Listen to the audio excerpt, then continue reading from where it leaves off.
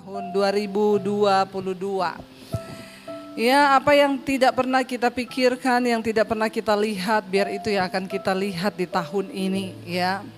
Tapi tentunya semua tidak terjadi begitu saja tanpa mengejar Tuhan, tanpa mengejar ya perkenanan Tuhan, maka semuanya juga kita tidak akan pernah bisa melihat hal-hal yang baik dari Tuhan. Nah, hari ini saudara, tema dari firman Tuhan yang diberi di gereja ini adalah bagaimana kita ini menjadi orang-orang Kristen yang memiliki iman yang mengalahkan dunia, saudara ya. Jadi ayat firman Tuhannya terambil dari 1 Yohanes pasal yang kelima ayat yang keempat.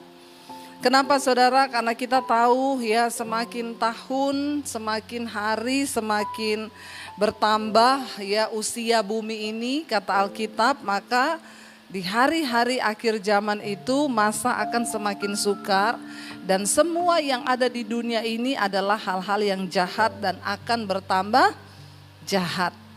Ya, dan itu akan terjadi, makanya kita nggak bisa mengubah dunia ini menjadi semakin baik karena Alkitab berkata memang akan semakin jahat. Tetapi yang harus kita rubah adalah iman kita. Bagaimana kita memiliki iman yang dapat mengalahkan dunia.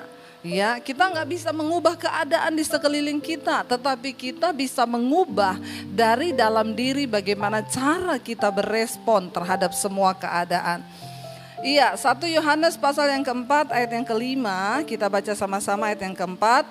Ayat yang keempat dulu, sebab semua yang lahir dari Allah mengalahkan dunia. Dan inilah kemenangan yang mengalahkan dunia, yaitu iman kita. Ayat 5, saya pengen kita baca sampai ayat 5, di sana dikatakan, siapakah yang mengalahkan dunia selain daripada dia yang percaya bahwa Yesus adalah anak Allah. Sebab semua yang lahir dari Allah mengalahkan dunia. Pertanyaannya hari ini, kita ini lahir dari Allah atau dari mana saudara? Karena tidak semua orang lahir kembali di dalam Kristus. Nah, hanya orang-orang yang benar-benar dilahirkan kembali di dalam Allah, dalam Kristus itulah yang dapat mengalahkan dunia. Kita nggak bisa punya iman yang pas-pasan karena dunia ini akan semakin jahat di depan kita. Tetapi ketika kita ini sungguh-sungguh di dalam Tuhan, dalam Allah, maka dikatakan semua yang dari Allah, semua yang lahir dari Allah itu mengalahkan dunia. Dan inilah kemenangan yang mengalahkan dunia, yaitu iman kita. Tapi iman yang bagaimana saudara? Semua orang mengaku punya iman, tapi hanya sedikit orang yang berhasil benar-benar ya dengan iman itu keluar sebagai pemenang di hari-hari ini. Alkitab berkata iman tanpa perbuatan adalah mati. Engkau percaya hanya ada satu Allah saja itu baik, tapi setan juga percaya akan hal itu dan setan gemetar. Ya, berulang kali saya menyampaikan kalau level iman kita cuma sampai dipercaya, berarti kita satu level sama siapa? Sama setan. Karena Alkitab bilang engkau percaya hanya ada satu Allah itu baik. Dan setan juga percaya akan hal itu. Ya, jadi kalau kita cuma sampai dipercaya aja kepada Tuhan, iman kita iman percaya toh, maka kita sama setan satu level imannya. Ya, maaf, saya harus beritahu kepada kita, apa yang membedakan kita sama setan? Setan percaya, kita percaya, tapi yang membedakan kita sama setan, kita melakukan firman. Setan tidak akan pernah mungkin melakukan firman. Jadi kalau saudara ingin level imannya lebih tinggi dari setan, maka tidak ada pilihan lain. Jangan cuma percaya kepada Tuhan, tapi jadilah pelaku-pelaku firman Tuhan. Supaya gak satu level sama setan. Jadi orang Kristen hari-hari ini tidak mudah lagi dirasuki setan. Kenapa banyak orang dirasuk setan? Karena satu level sama. Siapa yang mau tahun ini imannya lebih tinggi dari setan, ya? Jangan sampai menyepelekan setan. Kenapa? Setan itu juga punya kuasa loh. Karena memang pada awalnya setan itu adalah malaikat yang kemudian dibuang karena memberontak. Jadi dia punya dari sana itu kuasa. Tapi karena dia gelap, ya jadinya kuasanya gelap.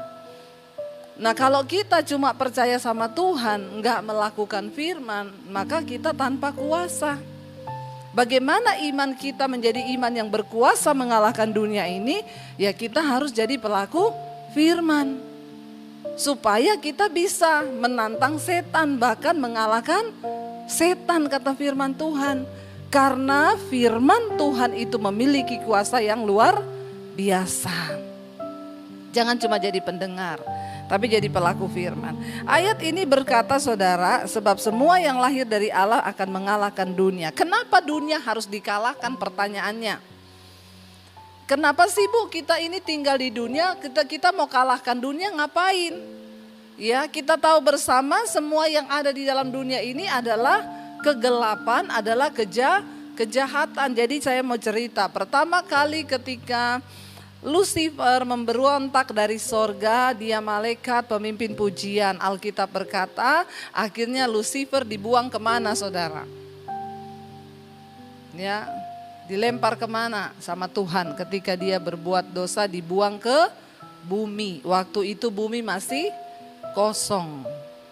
Lalu Tuhan menciptakan manusia serupa dan segambar dengan Allah. Lalu manusia juga ngikut setan, memberontak terhadap Tuhan, pengen jadi sama seperti Tuhan. Tanpa kita sadari seringkali dalam hidup ini kita pun juga berlaku sama, pengen jadi sama kayak Tuhan. Semua hidupnya mau diatur sendiri, itu artinya pengen menyamai Tuhan. Kita harus mengakui bahwa Tuhan, saya tidak mampu apa-apa di hidup ini tanpa anugerah-Mu. Bahkan bernafas pun saya itu hanya kasih karunia Tuhan. Jangan jadi sama seperti setan yang ingin menyamai Allah. Semua dia pegang kendali. Pokoknya Tuhan, uangku ini aku yang pegang kendali. Tuhan gak usah ikut-ikut campur dengan uangku. Nanti kalau sudah keblenyoan, ya udah gak punya duit, baru datang sama Tuhan. Tuhan berkati dong keuanganku. Malaikat bilang pret. Ya, mari kita jadi orang Kristen yang mulai belajar menyerahkan semuanya ke dalam tangan Tuhan. Jangan jadi sama seperti setan yang pengen jadi sama seperti Allah. Lalu akhirnya manusia memberontak di hadapan Tuhan, berbuat dosa, dan Alkitab berkata akhirnya manusia dibuang kemana? Dari Taman Eden manusia dibuang ke bumi. Jadi kita sama setan itu di dunia ini satu nusa kambangan. Supaya saudara tahu kenapa kita harus bisa mengalahkan dunia ini. Karena sesungguhnya tempat kita bukan di dunia ini. Ya, tempat kita itu harusnya berada dekat dengan Tuhan di Taman Eden. Akibat pemberontakan manusia, akhirnya dia dibuang. Setan duluan dibuang ke sini, lalu manusia menyusul. Jadi yang lebih pintar siapa di dunia ini? Setan. Dan Yesus berkata dunia dan segala isinya itu telah diserahkan kepada dalam tangan si jahat. Kenapa kita harus mengalahkan dunia? Pertanyaannya ayat ini berkata semua yang lahir dari Allah mengalahkan dunia. Dan inilah kemenangan yang mengalahkan dunia, yaitu iman kita. Kenapa sih Bu dunia itu harus dikalahkan? Karena semua yang ada dalam dunia ini jahat. Coba kita lihat 1 Yohanes pasal yang kedua ayat yang ke-15. 1 Yohanes 2 ayat yang ke-15. Baca sama-sama 1, 2, 3 saudara. Janganlah kamu mengasihi dunia dan apa yang ada di dalamnya.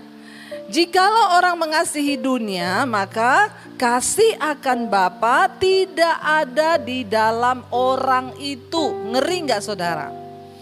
Kita harus tahu dulu ya, kenapa kita harus kalahkan dunia?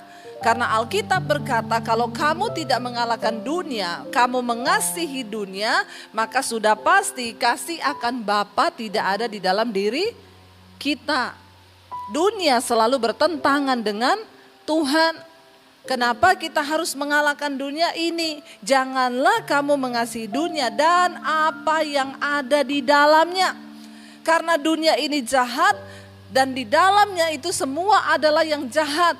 Ya, maka dari itu dikatakan jikalau orang mengasihi dunia, maka kasih akan Bapa tidak ada di dalam orang itu. Ngeri saudara, orang yang mengasihi dunia tidak mungkin berkenan kepada Tuhan. Lalu apa sih Bu, kenapa sih dunia dikatakan jahat? Yuk kita sambung ayat yang berikutnya, ayat yang ke-16 ya. Ayat yang ke-16 baca sama-sama 1, 2, 3. Sebab semua yang ada di dalam dunia yaitu keinginan daging dan keinginan mata serta keangkuhan hidup bukanlah berasal dari Bapa melainkan dari. Karena ternyata yang ada di dunia ini semua hal-hal yang bukan berasal dari Bapa. Karena dunia ini pembuangan. Ya, nusa kambangan tadi, setan dibuang di nusa kambangannya di dunia sini, kita juga dibuang di sini. Jadi kita hidup satu nusa kambangan sama setan. Makanya supaya kita tidak terseret oleh pekerjaan setan di dunia ini, tidak ada pilihan lain. Iman kita harus kuat dan hidup. Ya, kalau enggak terseret semua saudara. Nah ini yang ada dalam dunia ini yaitu apa yang ada dalam dunia yang bukan berasal dari Allah. Yang pertama keinginan daging. Semua kita punya daging. Punya ya, walaupun kurus tetap ada daging loh. Siapa yang paling kurus ini? Ya pasti ada dagingnya ya. Daging yang pertama saudara, Galatia 5 berkata keinginan daging itu telah nyata. Apa itu daging? Percabulan, ya, kenajisan, ya, percederaan, roh pemecah belah, perselingkuhan, amarah, kepahitan, dendam, iri hati, sakit hati. Itu semua ada di dalam daging. Jangan pikir oh saya kurus Bu, daging saya kecil. Biasanya yang kurus itu malah besar loh keinginan dagingnya. Ya, jadi kita ini nggak dilihat dari gendut atau kurusnya. Saya sih membela orang-orang yang gendut hari ini ya. Apalagi setelah tahun baru dan Natalan nih pasti pada naik semua ini timbangannya ya. Tapi enggak apa-apalah ya, gendut kurus yang penting berkenan sama Tuhan. Amin. Ya dikatakan di sana ini perbuatan daging itu telah nyata. Yang pertama yaitu percabulan, kecemaran, hawa nafsu. Apalagi di sana dikatakan ya penyembahan berhala. Lalu apa? Sihir, perseteruan, perselisihan itu daging. Jadi jangan banyak-banyak berselisih ya. Iri hati itu daging. Amarah, kepentingan diri sendiri, percederaan, roh pemecah. Jangan ada yang membawa roh pemecah belah di sini. Lalu kedengkian, ini daging. Apalagi kemabukan, apalagi pesta pora dan sebagainya. Terhadap semuanya itu, kuperingatkan kamu seperti yang telah kubuat dahulu, kata Rasul Paulus di sini. Firman Tuhan bilang bahwa barang siapa melakukan hal-hal yang demikian, ia tidak mendapat bagian dalam kerajaan Allah. Jadi saudara tahu kenapa kita harus punya iman yang hidup untuk mengalahkan dunia? Karena yang ada di dalam dunia ini bukan yang dari Tuhan. Yang pertama keinginan daging. Ini daging loh, kita udah baca tadi tuh, ini bukan setan. Yang saudara baca dari awal tadi, percabulan, kenajisan, hawa nafsu, amarah, kebencian, itu bukan setan, itu daging. Jadi kalau ada orang selingkuh, hidup dalam kenajisan, jangan cepet-cepet salahin setan. Karena ini daging. Dan ini yang ada di dalam dunia. Ya, makanya kita harus punya iman yang kuat untuk mengalahkan ini. Lalu yang kedua, kita balik ke 1 Yohanes 2 tadi ayat yang ke-16. Yang kedua yang ada dalam dunia ini dikatakan adalah keinginan mata. Yang kedua keinginan mata. Jadi mata ini ternyata punya keinginan. Ya, mata saudara punya keinginan enggak? Wah, ingin terus Bu, lihat itu pengen, lihat bajunya orang keren ya beli lihat itu wah keren ya beli Hati-hati sama keinginan mata. Sering kali kita tidak menyadari bahwa hal-hal ini dapat memperbudak kita ya dan membuat kita tidak berkenan pada Tuhan. Keinginan mata kalau itu selama masih bisa ya silakan, tetapi jangan kebangetan. Ada orang yang beli tas setiap seminggu tuh beli tas satu, beli tas lagi, nggak pernah puas saudara. Beli baju. Ya mari kita mengendalikan diri kita. Hati-hati dengan yang namanya keinginan mata. Yesus berkata, mata adalah pelita tubuh. Jika matamu gelap, maka gelap seluruh hidupmu. Tetapi jika matamu baik, engkau memandang perkara-perkara surgawi, perkara-perkara ilahi yang engkau pandang, maka teranglah seluruh hidupmu. Jangan buat matamu gelap saudara, makanya ada istilahnya iya mata gelap Bu. Ya selalu pengen, lihat orang begini pengen, lihat orang begitu pengen. Kita perlu berdoa saudara, supaya kita menekan semua yang ada di dalam daging kita ini. Ya ini ya Lukas 11 ya dikatakan matamu adalah pelita tubuhmu. Jika matamu baik, teranglah seluruh tubuhmu. Tetapi jika matamu jahat, maka gelaplah seluruh tubuhmu. Ya, bicara tentang gelap tubuh di sini bukan kulit hitam atau kulit putih. Jangan pikir oh saya putih aman nih, terang tubuh saya. Ya, ini di mata di pandangannya Tuhan. Kalau kita matanya gelap, matanya jahat, memandang dunia ini tidak sesuai cara pandang Tuhan, maka semuanya itu juga akan menjadi gelap. Kenapa ada orang rela jadi simpenan? Ya, jadi pelakor. Kenapa ada orang-orang rela melakukan kejahatan demi dapatkan uang dan lain sebagainya? Karena matanya gelap. Dia berpikir bahwa ketika dia memiliki sesuatu di dunia ini, wah orang akan berkata, wow dia hebat. Dia lupa saudara bahwa ya, kenapa banyak orang Kristen masuk dalam masalah keuangan, terlilit utang kanan kiri karena tidak bisa jaga mata. Di tahun yang baru ini mari kita ngurangi beban hidup. Ya, ingat bagaimana caranya, nggak usah kebanyakan gaya, amin. Karena hukum fisika berkata tekanan itu berbanding lurus dengan gaya. Berarti semakin banyak gayamu, semakin banyak tekanan hidupmu. Jadi bagaimana mengurangi tekanan? Kurangi bilang kanan kirimu, kurangi gaya. Jangan terlalu bergaya. Biar tidak banyak tekanan gitu ya. Kenapa? Karena orang gak bisa menguasai pandangan matanya. Ya, sehingga dia mengikuti apa yang matanya pengen. Dan terjebak di dalam. Kita berdoa saudara. Saya beriman tahun ini menjadi tahun kemenangan bagi kita. Kita menang atas dosa, itu duluan nomor 1. Karena kita tidak mungkin diberkati kalau masih hidup di dalam dosa. Nomor 1 bertobat, menang atas dosa. Perkatakan Tuhan tahun ini saya mau menang terhadap dosa saya. Yang masih terikat dengan film porno, yang masih terikat dengan kenajisan percabulan, yang masih terikat dengan amarah, kebencian, kepahitan. Bilang tahun ini Tuhan, aku mau menang terhadap dosa. Aku mau menang terhadap karakter, tabiat-tabiat burukku Tuhan. Setelah engkau menang terhadap semua yang buruk, maka engkau akan masuk ke level berikutnya, menang terhadap keuangan. Siapa yang mau menang terhadap keuangan tahun ini? Ya, enggak utang terus Tuhan. Ya masa tiap hari deg-degan gara-gara jatuh tempo. Ya berdoa saudara, Tuhan sanggup. Jangan tanya bagaimana caranya Bu, hidup dengan pengharapan di dalam Kristus. Saya kemarin ketemu seorang ibu, diajak kita makan bersama. Lalu dia cerita kepada saya, Bu saya ini pendengar mesbah doa dari awal di Maret yang lalu.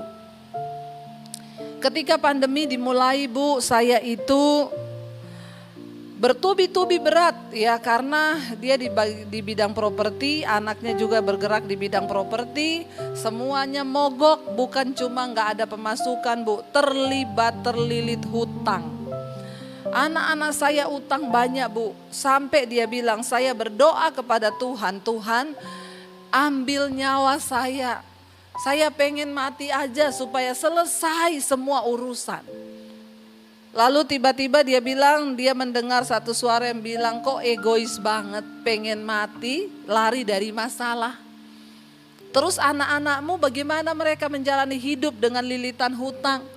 Lalu dia bilang, saya berdoa Bu, saya bersyukur di awal pandemi itu saya menemukan channel Ibu, Mesbah Doa, dan saya setiap malam berdoa.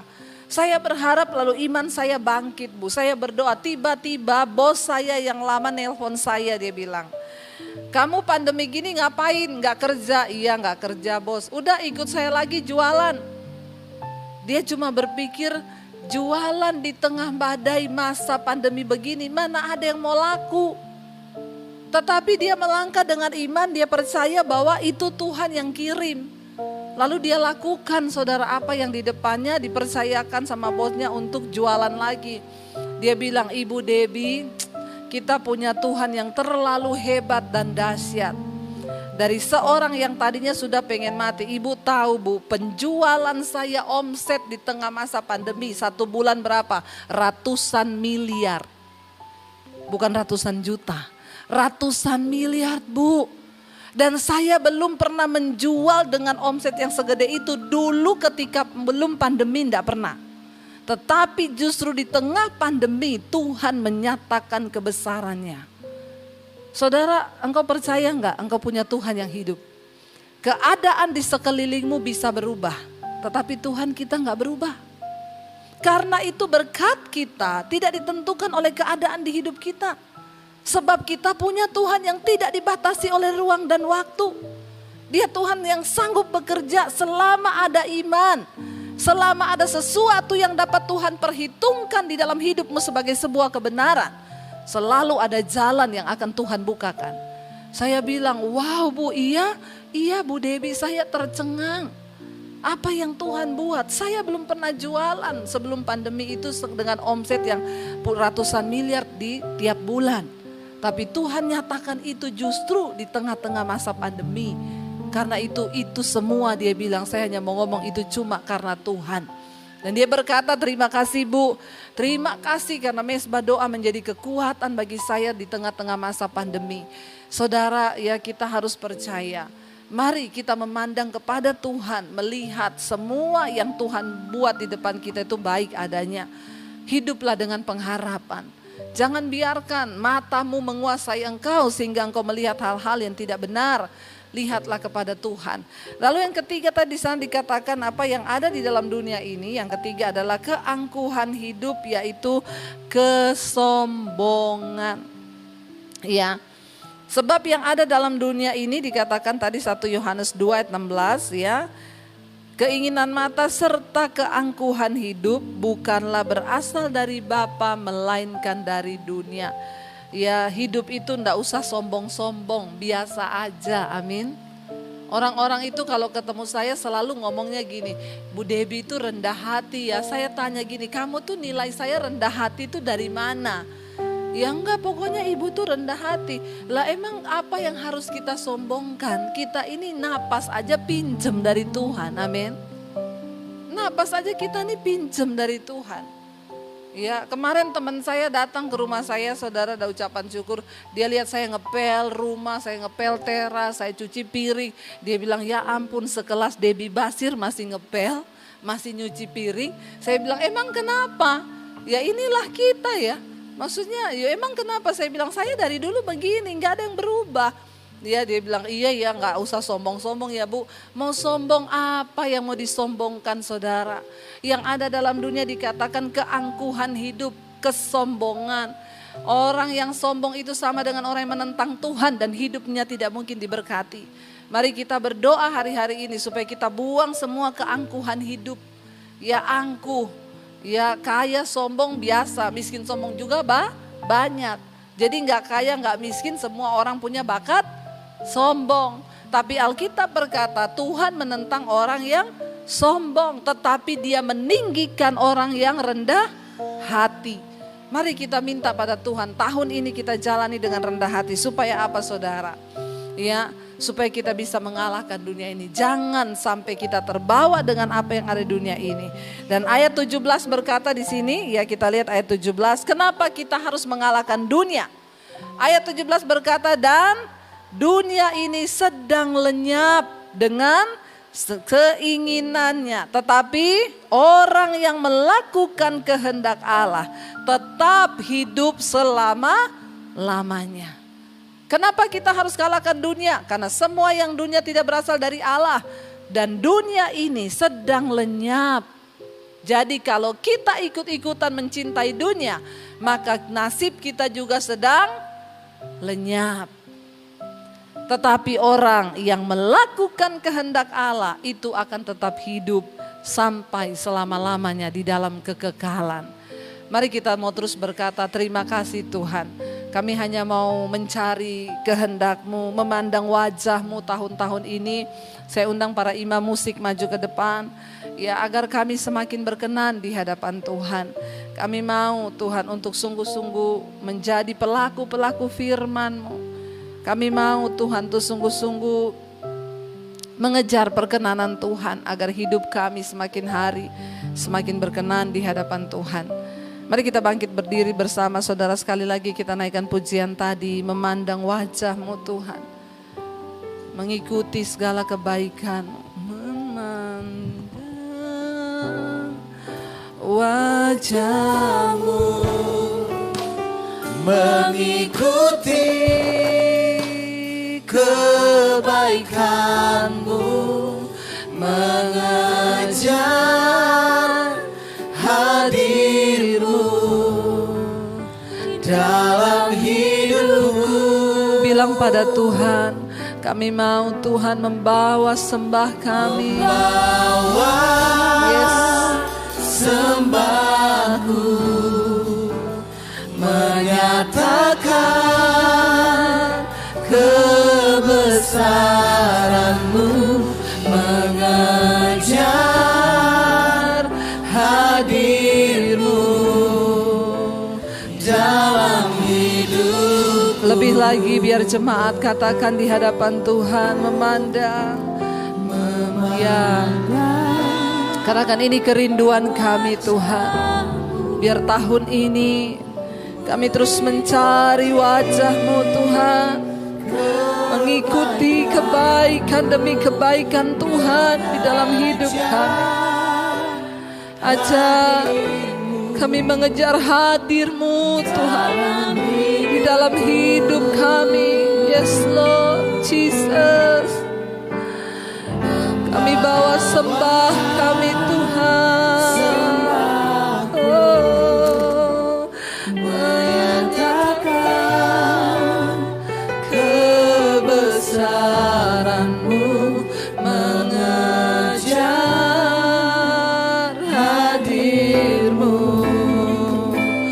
dalam hidup. Yes, lebih lagi katakan, memandang wajah-Mu, memandang wajah-Mu, mengikuti kebaikan-Mu, mengejar hadir-Mu dalam hidupku.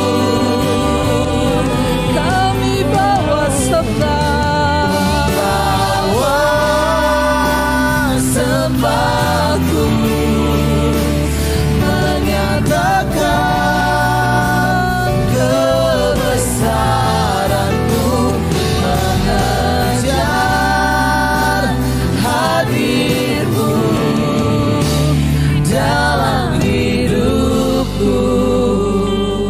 Ini Ini kerinduan kami Bapa, biar tahun ini iman kami semakin kuat di dalam Engkau, sehingga kami punya iman yang mengalahkan dunia ini. Kami tidak tertipu dengan dunia ini, tapi kami mau mengejar apa yang berkenan kepada Tuhan. Berkati umat-Mu Tuhan, mereka yang hadir pada siang ini, apapun yang menjadi pergumulan persoalan mereka, Tuhan topang dengan kekuatan kuasa-Mu Bapa, agar hidup mereka semakin hari semakin diangkat oleh Tuhan. Bahkan tahun ini kami akan melihat kemenangan demi kemenangan di dalam hidup kami. Kami menang terhadap segala dosa kami menang terhadap keuangan kami menang terhadap penderitaan, kami menang terhadap sakit penyakit, karena Tuhan yang menyertai kami. Terima kasih Bapa, kami mengucap syukur buat hari ini. Segala pujian, hormat, kemuliaan hanya bagi Tuhan. Berkati semua yang mengambil bagian dalam pelayanan, tidak ada satupun yang kehilangan upah. Bahkan umat-Mu Tuhan, mereka akan pulang dengan bersorak-sorai. Mari buka hati dan tangan-Mu di hadapan Tuhan. Terimalah berkat dari Allah Bapa, cinta kasih Tuhan Yesus Kristus, penyertaan Allah Roh Kudus akan menyertai hidupmu mulai hari ini. Bahkan sampai kali yang kedua Tuhan Yesus datang menjemput kita, namamu tercatat di dalam kitab kehidupan. Di dalam nama Tuhan Yesus yang percaya, diberkati, disertai Tuhan, katakan bersama. Amin. Amin.